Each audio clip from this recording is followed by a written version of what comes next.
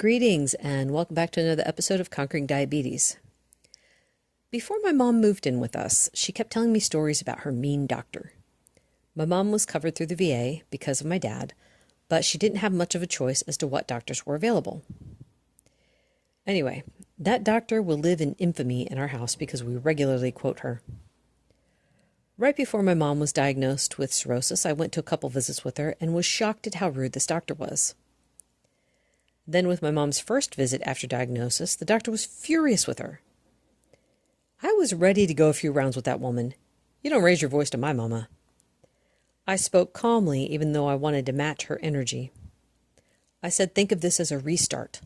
Mama's done drinking. She's changing things. It's going to be different. The doctor scoffed, but after about a year, she brought up that conversation and said I was right. She could see that Mom was doing better. All that to get to the point. Before we changed my mom's diet, the doctor was asking my mom about her eating habits. Mom gave her a rundown of what she was eating, including snacks because she was always hungry, and the doctor raised her voice. You don't need a snack. At that time, I couldn't imagine not having a snack. For myself, I was eating 6 to 8 times a day. How could you expect her not to snack? Then when we went low carb, I was actually surprised at how I could go from one meal to the next without a snack.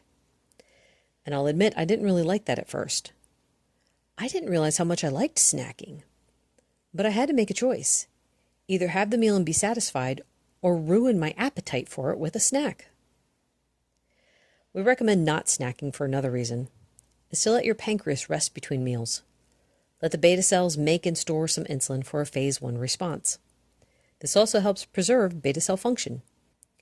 Plus, the time between meals gives your system a chance to burn some fat off of the cells so they can become sensitive to insulin again. There's another thing to think about. We should rename snacks as meals. I know a lot of people who will say that they have one meal a day, but then they have 15 snacks.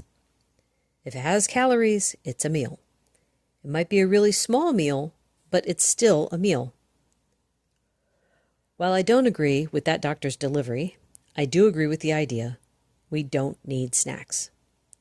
If you find that you're truly hungry every couple of hours, increase the protein and fat of your meals until you can go at least 4 hours without needing something to eat. I'm never going to say to increase the vegetables.